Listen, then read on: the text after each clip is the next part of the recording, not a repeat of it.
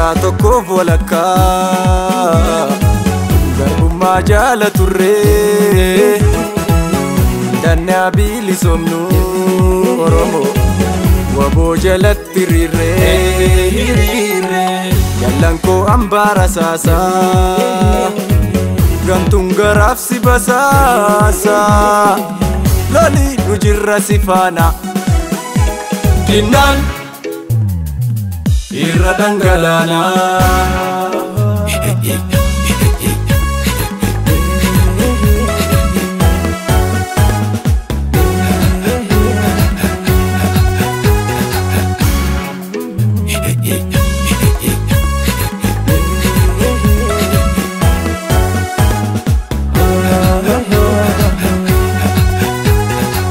Lafeef dhiigaan ijaaramtus waboo abdii bilisummaa ololli sobaa sirraasuu loltuu nagaa mariisumaa beelaaf dheebuun yoo hammaatu sati yoom garaa kee hirtee hongeef qorraan waxalamtus maanaa sabaa yoom nyaattee rakkoof gidiraan baay'atus koyyoo kee ati hin dagannee hirbuu saba keetiif galtees toonaallee hin sharafnee ilaaf gamoonutu jiru dhugaadhaaf seentee daggalaa waboo kootoo ati jirtu gadheen maanurra maggalaa.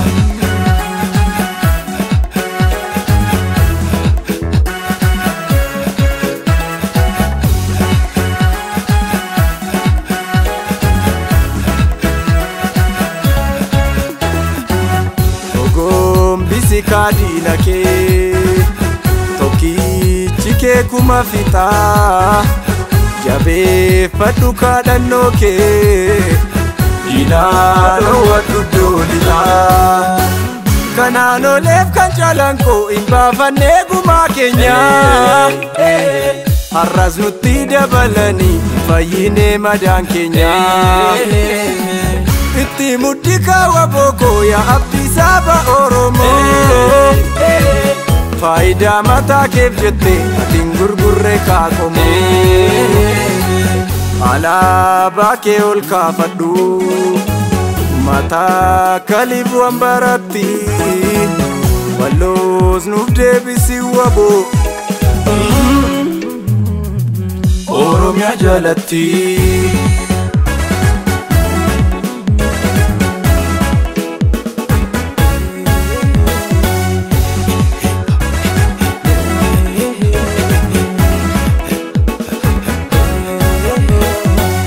Jarraa tokkoof walakkaa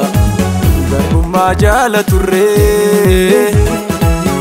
dannaa bilisomnu Oromoo waboo jalatti hiriirree jallan koo ambaara saasaa gantuun garaaf si basaasaa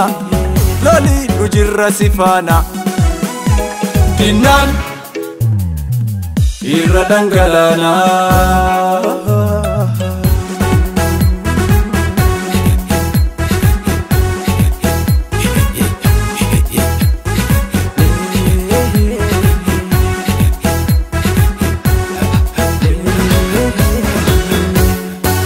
Hattuuf shoror keessaa jedhanii yoosii balleessanis maqaa ati saba keef qabsoofte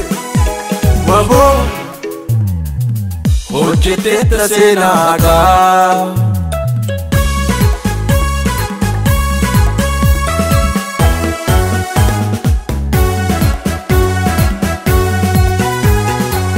waboo ati jirta yoomuu